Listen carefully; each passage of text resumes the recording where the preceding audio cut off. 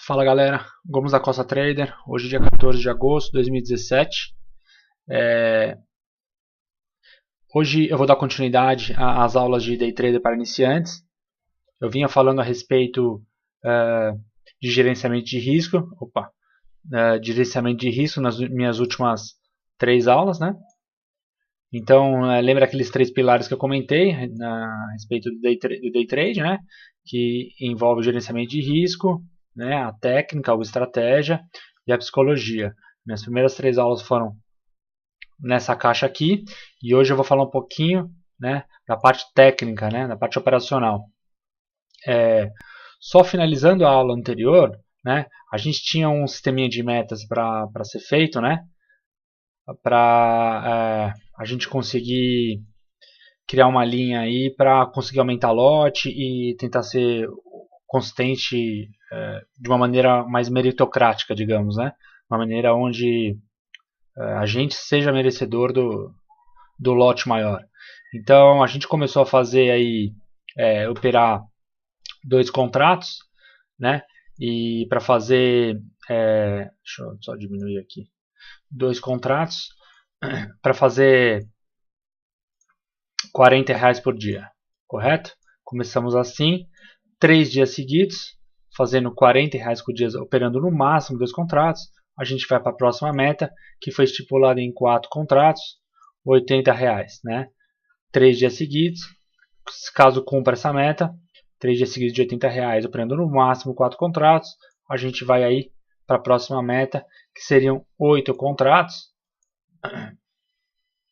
fazer 8 contratos, aí a gente já pode colocar um valor aí de R$ 150, tá?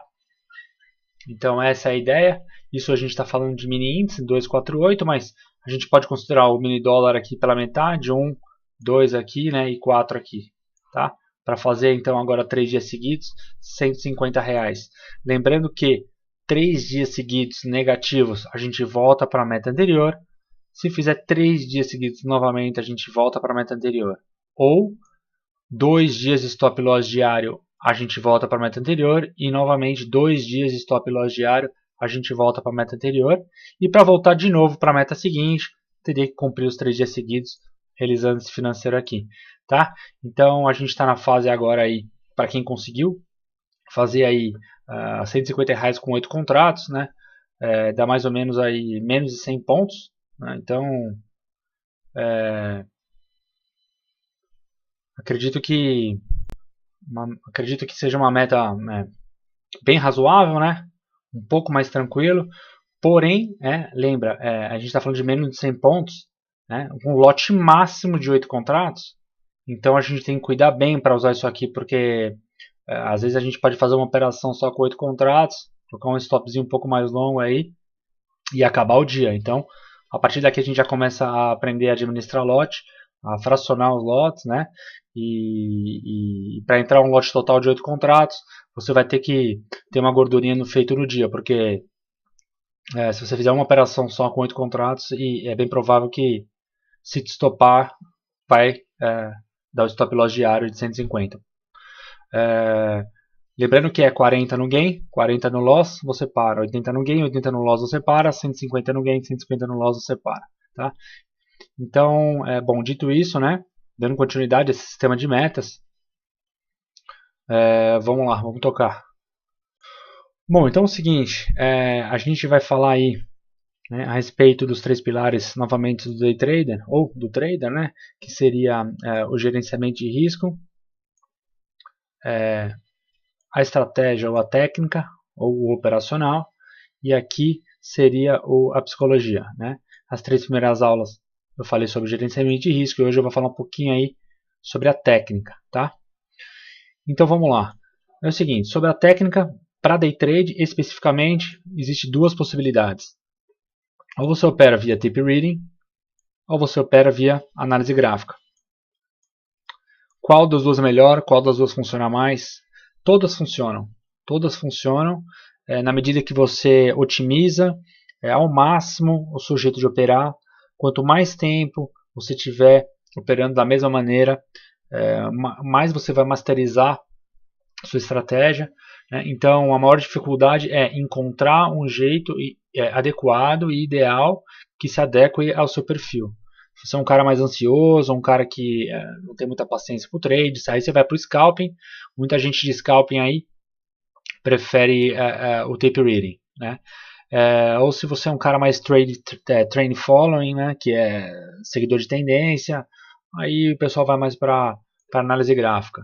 Enfim, todas as estratégias funcionam, todas as funcionam. Você pode operar tape reading, análise gráfica fundamentalista, né, falando um pouquinho aí para swing trade, mas todas funcionam na medida que você treinar a sua estratégia e torná-la assim o mais eficiente possível, né?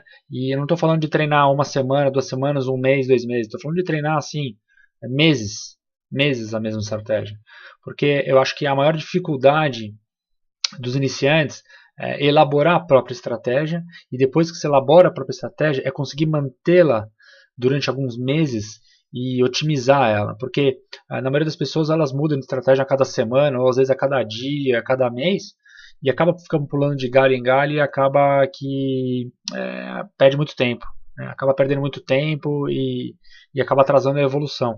Então, eu acho que vocês, com o tempo, vocês vão achar sua maneira ideal de operar, o que vocês acham que mais dá certo, o que vocês mais gostam de fazer, e assim que vocês encontrarem, vocês otimizam, vocês masterizam isso, e aí vocês vão ver que os resultados vão vir, tá? Vocês vão ver que os resultados vão vir e, enfim, vamos lá, vamos falar direto da técnica. Eu não vou falar sobre tape reading, pelo menos não nessa aula, tá? Eu vou falar um pouquinho de análise gráfica, né? Então, dentro da análise gráfica, a gente pode dividir aqui em gráficos atemporais e gráficos temporais, né? Que seria o quê? Gráficos atemporais seria, a gente está falando de Renko, gráfico de range ou tick, né? Gráfico de tick. E o gráfico temporal é o gráfico padrão que a gente está acostumado, 5 minutos, 10 minutos, 2 minutos, 60 minutos, enfim, né? Então aqui é o gráfico de minutos. A minha praia é essa aqui, ó. É o gráfico padrão, o gráfico temporal, né? O que eu costumo operar. Eu já operei bastante tempo um gráfico de range, né? É um gráfico atemporal, porém, para o meu estilo, para a minha estratégia, eu não consegui me adequar muito bem, né? Conheço gente que opera Renko, opera bem, ganha bastante dinheiro operando Renko, ele é eficiente operando, então isso é uma questão de escolha, né? de adaptação ao seu perfil. Então, dentro da análise gráfica, eu vou falar aí um pouquinho de gráficos temporais, né? Então, eu vou falar um pouquinho das minhas estratégias que eu uso. Bom, então vamos lá. Dentro do gráfico temporal, a gente pode aí falar que existe algumas estratégias como o trade following, né? Então tem o trade following, tem o price action, né? E existem diversas outras price action, mesmo o pessoal que opera scalping, só que opera para o gráfico. Existem diversas estratégias dentro da análise gráfica, tá? Eu costumo operar price action e scalping, né? Price action, a gente fazer um scalping através do price action. Então, vamos lá. Então, eu estou segmentando, especificando exatamente onde eu quero chegar. Por quê? Porque eu vou falar da maneira como eu opero, da minha estratégia, né? Eu não tenho como falar com propriedade, por exemplo, de Renko, porque Renko é algo que eu nunca fui a fundo. Eu sei que funciona, porém eu nunca fui a fundo. Então, eu não tenho como falar. Eu vou falar da minha estratégia, eu vou falar do meu jeito de operar, né? E o que eu enxergo para operar. Bom, vamos lá. Dito isso, eu vou explicar mais ou menos como que funciona o meu raciocínio operacional, né? Então é o seguinte, vou só apagar aqui e vou explicar para vocês. Basicamente, funciona da seguinte forma, resumidamente, né? Eu uso o Fibonacci, né? Mais harmônicos, né? Para me dar a direção do mercado. Ele me dá a direção do mercado. Então, se vocês olharem, por exemplo, nesse meu gráfico de 60 minutos aqui, que eu tenho ao lado da tela operacional, eu tenho aí um objetivo do mercado aí em 68,920. Né? Então, esse é a direção do mercado principal. Então, eu vou procurar muito mais compra do que venda, porque o mercado está trabalhando aqui, ó, a 600 pontos abaixo ainda do meu target. Tá? Então eu uso o Fibonacci e o harmônico como uma direção de mercado. E aí eu vou usar o que? O Price Action para me dar um sinal. Para me dar um sinal de entrada. O Price Action, então, seria aí o sinal. Tá? E o Book ou o Superdom é meu ajuste fino. Tá? O Book é meu ajuste fino que eu uso principalmente para refinar minha entrada, tentando fazer o máximo, aliás, o mínimo de stop possível, onde eu acharia que teria, na região onde eu acharia que teria que estar meu stop. Então eu tento aproximar a minha entrada mais próxima possível para eu conseguir entrar um lote maior e arriscar menos.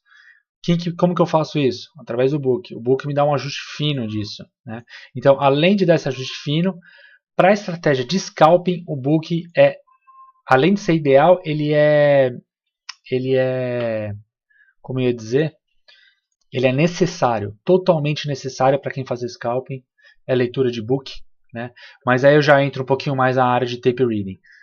Só um parênteses, como eu opero? Eu opero análise gráfica e tape reading junto. Eu vou mostrar para vocês minha tela, como que é minha tela operacional, e vocês vão entender o que eu estou falando. Mas eu comecei operando tape reading lá alguns anos atrás e fui adicionando gráfico na medida do possível. E hoje eu opero uma mescla dos dois. Para mim, uma técnica complementa a outra. Tem coisas que uma diz que a outra não diz, e tem outras que a gente enxerga em uma que não enxerga na outra. Então, na minha opinião, elas não brigam entre si, elas só se complementam. Tá legal? Então essa é a forma que eu enxergo o mercado. Então vamos lá. Então vou mostrar para vocês aí um pouquinho da minha tela operacional, o que eu costumo usar no momento da tomada de decisão do trade. Então vamos lá. O que eu tenho aí? Eu tenho um gráfico de 10 minutos que é o meu gráfico operacional. Por que eu opero 10 minutos? Porque na minha opinião, 5 minutos para baixo, estou dizendo de 2 minutos, 1 minuto, 3 minutos, dá muito sinal falso. O mercado em price action, estou falando de price action, dá muito sinal falso, muita formação de candle falsa, e é difícil você conseguir filtrar às vezes, porque devido à rapidez do mercado, às vezes a gente acaba tomando algumas posições, e essas posições são baseadas em padrões falsos. Então eu prefiro que o meu stop esteja mais longo, né? E só que os sinais estejam mais claros. E na minha opinião, quanto maior for o time frame, 10, 15, meia hora, H1, quanto maior for, menor a quantidade de sinais, consequentemente, melhor a quantidade de sinais falsos. Eu acho que o 10 minutos, na minha opinião, é um equilíbrio entre sinais falsos e quantidade de sinais ideal. Isso na minha opinião. Então por isso que eu opero 10 minutos. Eu gosto de operar com stop um pouco mais longo, justamente porque eu faço entradas fracionadas, e a minha ideia é não ser estopado. Né? A minha ideia é construir um lote numa região onde eu consiga me proteger e não ser estopado ou fiolinado. Tá? Então o que eu uso aqui? Além do Fibonacci, como eu comentei para vocês, linhas de suporte e resistência, a linha rosa é o ajuste, a linha amarela é a abertura e a linha azul é o fechamento do dia anterior. Né? Eu uso média móveis aritmética de 20 e de 200.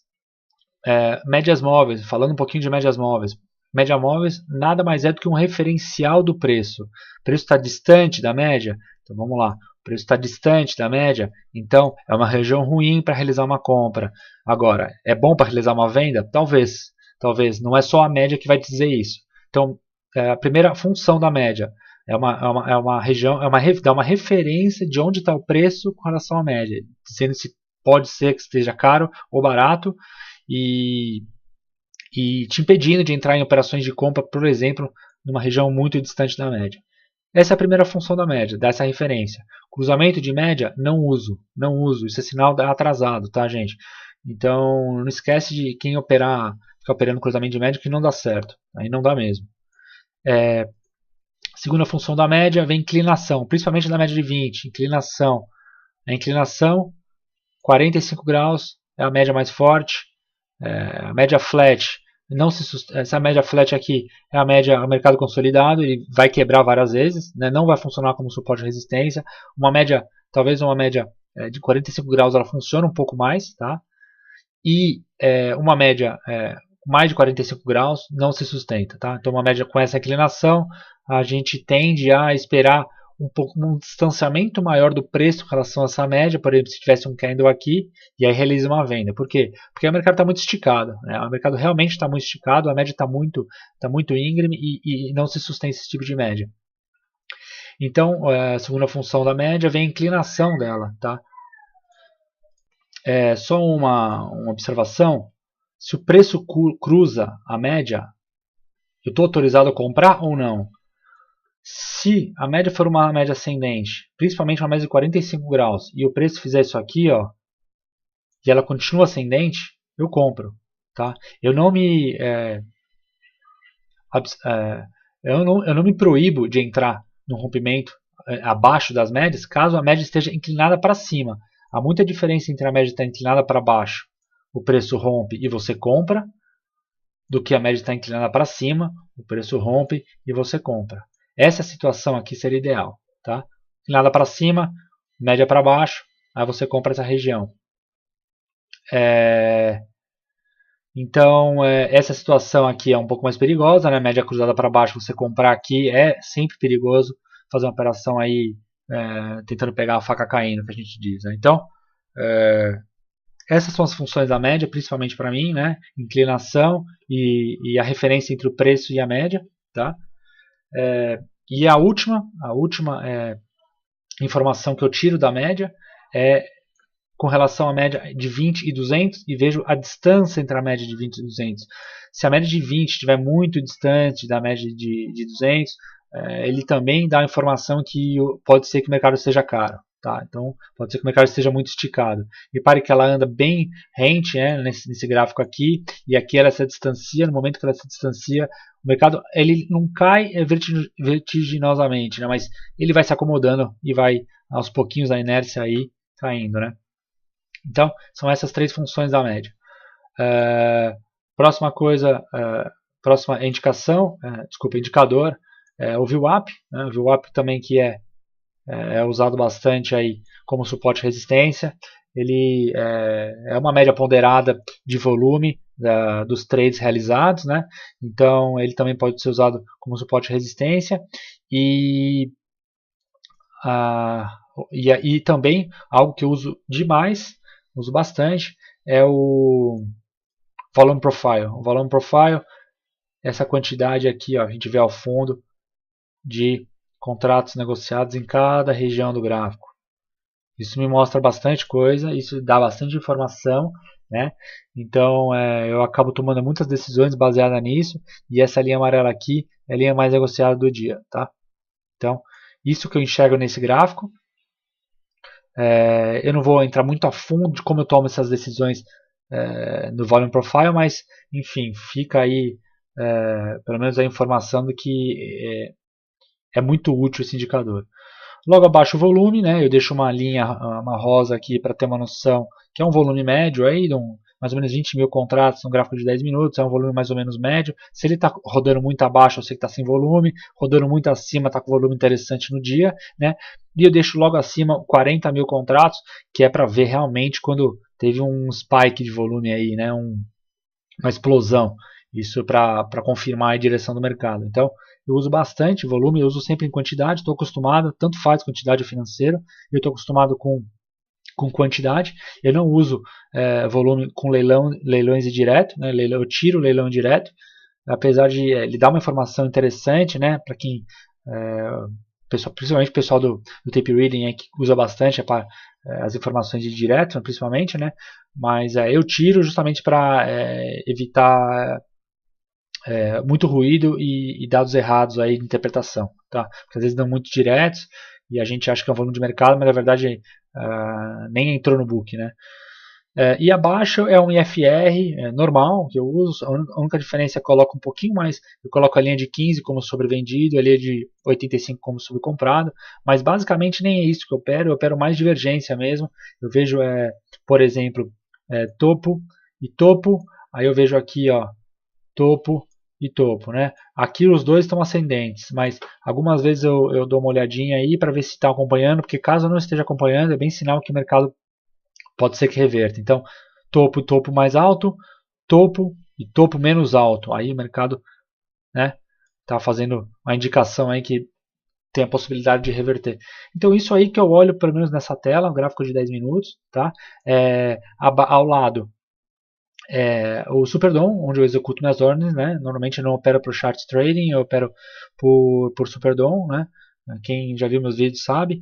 E aqui eu costumo fazer muita operação de scalping, né? Então é isso aí, essa é a minha tela principal. Eu vou mostrar para vocês a tela agora auxiliar. Bom, galera, essa aí é a minha tela. Eu tenho 4 monitores, tá? Essa seria a minha primeira tela da esquerda para a direita. A tela anterior que eu estava comentando seria a segunda tela da esquerda para a direita, tá? Então essa é a minha tela à esquerda. Eu tenho um gráfico de 2 minutos do índice, né? Vocês podem ver. E à esquerda eu tenho um gráfico de 60 minutos do índice, né? Onde eu tinha comentado que ele me dá a direção do mercado, tá? As médias eu uso as mesmas, tá? O volume financeiro aqui, mas enfim, é o volume da mesma informação que o anterior, e FR nesse gráfico aqui também, né? E uma informação diferente que eu uso aqui é uma quantidade acumulada de agressão diária, é onde eu verifico como que está o nível de agressão do dia ou do momento, né? Então eu vou vendo aqui para ver se está muita agressão na compra, muita agressão na venda, e vou vendo, às vezes a agressão é que move o mercado, às vezes são lotes passivos que movem o mercado, né? Isso cabe uma interpretação, mas eu não vou entrar muito a fundo nisso, mas é algo que eu observo também. Tá? Então, as médias são a média de 20-200 padrão, aritmética, né?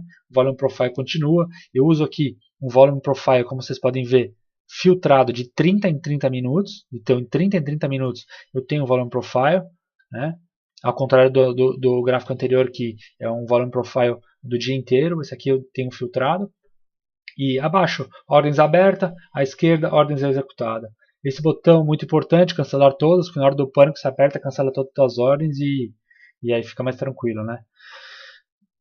Vou mostrar minha outra tela. Bom, galera, o que eu observo aqui? Então vamos lá. Canto superior à direita. Aqui é minha grade de cotações, onde eu observo Ibov, Indo Futuro, Dólar Futuro, né, os DIs, né? Petro, Vale, Tube, algumas ações de maior liquidez. Eu deixo aqui a variação da semana, do mês, a máxima e mínima do dia, para ver se determinado ativo está trabalhando na máxima de dia. Eu consigo ver através, por exemplo, vamos ver se eu consigo achar aqui. Ó. Bom, a Petro, por exemplo, 13,08, a máxima foi 13,22. Dá para saber que, por exemplo, em determinado momento, eu sei quem está puxando o mercado é a Petro, justamente por ele estar trabalhando na máxima. Então, eu tenho esse tipo de informação olhando a grade de cotação. Abaixo, eu tenho os preços mais negociados do dia, em ordem decrescente, tá? E ao lado os preços mais negociados da semana. Hoje a segunda-feira está igual, mas normalmente é diferente, e os preços mais negociados do mês, tá? Então isso eu consigo ter uma noção aí de onde pode ser pontos de suporte, resistência, de briga, através de acúmulos de negócios em determinados níveis de preço. À esquerda, embaixo, eu tenho um Times and Trades. Eu uso um Times and Trades em forma de gráfico, não uso o Times and Trades tradicional. Tá? Eu vejo aqui quem está comprando e vendendo, filtrado nos últimos 30 minutos. E aí aqui eu tenho aí o gráfico de evolução, mostrando quem é que está puxando o mercado ou vendendo muito nos últimos 30 minutos, ou mesmo se o cara que está comprando é o mesmo que está vendendo e o cara está fazendo uma arbitragem, por exemplo, né? Ou algo do gênero. Logo acima eu tenho aí o gráfico analítico do índice futuro cheio, né, onde eu analiso as ordens. Reparem que eu tenho diversas cores, dependendo do tamanho da ordem. Aqui eu verifico um pouquinho mais de informações de tip reading. Aqui eu consigo ver se está rolando muita compra passiva, né, ou seja, o cara coloca a ordem e aí executa a ordem dele, ele coloca mais e vai subindo a ordem, né. Então eu tenho algumas informações aqui. E acima aí eu tenho o relatório de performance, onde eu vejo aí minhas operações, aí, onde eu fiz quanto em cada operação, enfim. E essa tela que vocês estão vendo agora é a tela número 3 da esquerda para a direita, tá? E agora eu vou para a minha última tela, a tela 4 da esquerda para a direita. Galera, é só fazendo um adendo. Antes de mostrar essa quarta tela, eu voltei na tela anterior pelo seguinte motivo, né? Eu esqueci de explicar. Essa tela do meio aqui eu deixo uma tela de internet, né? Na verdade, o que eu olho nessa tela da internet? Normalmente nessa tela eu estou ou estudando algo do mercado, ou estou lendo alguma coisa, ou estou assistindo algum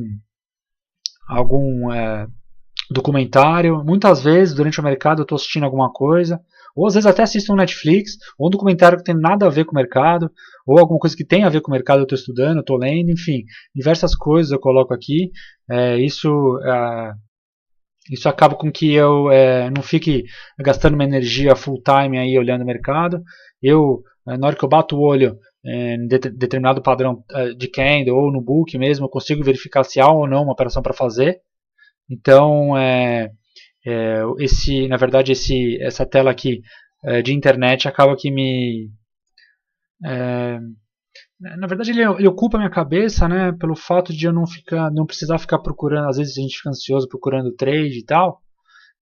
Se eu estou assistindo alguma coisa, algo que me interessa, isso acaba me dando já uma tranquilidade e é uma forma de eu conseguir estudar outras coisas além do mercado também, que me interessam, né? E às vezes a gente não tem tempo e eu acabo utilizando esse tempo aí disponível que às vezes o mercado nos dá, né? Para aprender outra coisa, fazer outro tipo de estudo ou enfim, tentar aprender alguma coisa do mercado diferente e tal.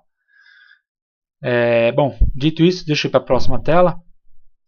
Então essa é a minha última tela, tenho 4 gráficos, o gráfico à esquerda é o dólar, 10 minutos. Por que eu tenho o dólar aqui se eu mal opero o dólar ultimamente? É porque eu estou vendo normalmente o que acontece.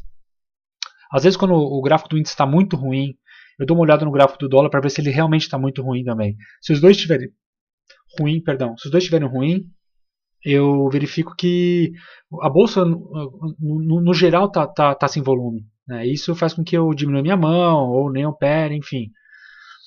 Ou em alguma notícia, né, algo que sai, eu vejo algum movimento estranho no índice, eu já olho o dólar para ver se foi alguma coisa macroeconômica, né? Porque se o dólar disparar também, foi algo mais macro, né? Não relativo tanto somente a uma ou duas ações, mas alguma coisa relativa à política, né? Ultimamente, né?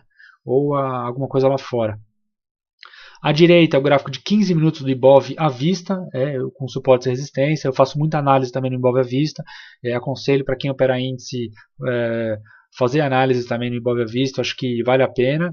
E é uma forma de entender o mercado mais claramente, de entender o dia mais claramente do que vendo só o índice futuro. Eu acredito que algumas informações, por exemplo, número redondo, 68 mil bola, 69 mil bola, são números que brigam, né, e a gente não tem esse tipo de informação no índice futuro. Tá? A gente só vai ter o bola se a gente está olhando aí o índice à vista.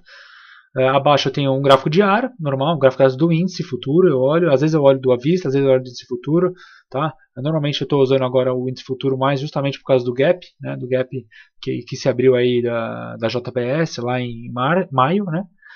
E tem alguns estudos também, uma LTA, tal, enfim, eu faço alguns estudos de Fibonacci também nele. E logo à esquerda eu tenho o mercado internacional, onde eu vejo aí a bolsa brasileira em dólar, dolarizada, né, negociado lá fora pelo esse ticker aqui EWZ, petróleo negociado em Londres, petróleo negociado em Chicago. Eu tenho aqui commodity metálica, o S&P, bolsas europeias, e aqui abaixo tem aí o tesouro, a nota do tesouro de 10 anos norte-americano. E aqui eu vejo o petróleo, né? Normalmente eu vejo o petróleo e o S&P, que ultimamente tem sido o drive aí do mercado. Algumas notícias de petróleo acabam impulsionando aí o mercado para um lado ou para o outro. Então a gente tem que ficar bem atento aí o que está acontecendo no mundo inteiro. E essa é a tela onde eu verifico isso, tá? Então aí vocês veem pela essa quantidade de informações que na verdade eu não olho só uma coisa ou outra, eu não olho só um cruzamento de média, eu não olho só um indicador. O mercado é muito mais complexo do que isso. O mercado há muitas variáveis, né, onde a gente tem que tirar essas informações e a gente faz uma análise de todas elas em poucos segundos, né, ou muito rapidamente. e acaba tomando a decisão. Então, à medida do possível, para quem está começando, começa com uma tela só, um gráfico só, né? E depois você vai tentando trabalhar um gráfico com outro, um time frame, por exemplo, de 5 com um de 15, um de 5 com um de 60, né? Para você entender mais ou menos, se você está operando de 5, por exemplo, você está pegando uma reversão de tendência no de 5, mas na verdade pode ser um pullback no de 60, né? Para você entender um pouquinho, né? Não olhar só o que a gente fala, não olhar só os galhos, mas olhar a floresta inteira, né? Você ter uma visão maior do que está acontecendo no mercado e não ficar preso só num time frame. Mas isso é aos poucos, né? Há dificuldade mesmo de conjugar diversos tempos gráficos, mas com o tempo você vai conseguindo adicionar não só tempos gráficos, mas também indicadores, outros tipos de informações de tape reading, por exemplo, e outras informações como analisar outros ativos ao mesmo tempo. Tem muita gente que opera índice olhando o gráfico de Petro, Vale, YouTube, essas coisas. Então, na medida do possível, a gente vai incrementando a nossa análise, né? Mas isso leva tempo, leva muito tempo e leva dinheiro também, cara. Porque você vai perder, né? Você vai pagar para aprender, né? Não tem como ser de outra forma. Então, por isso que eu falo que o gerenciamento de risco é importante, porque é a única coisa que você consegue controlar é o lote e quanto você vai perder no dia. É só isso que você consegue controlar, o resto é aleatório. Então, na medida que você consiga controlar isso, você consegue estender o máximo de tempo possível que você consegue ficar no mercado sem quebrar, né? Essa é a ideia. E quanto mais tempo você ficar no mercado, mais você consegue absorver, mais você consegue aprender e aí mais você consegue agregar na sua estratégia. Essa é a ideia, por isso que eu acho que o gerenciamento de risco eu dei bastante ênfase nas aulas anteriores.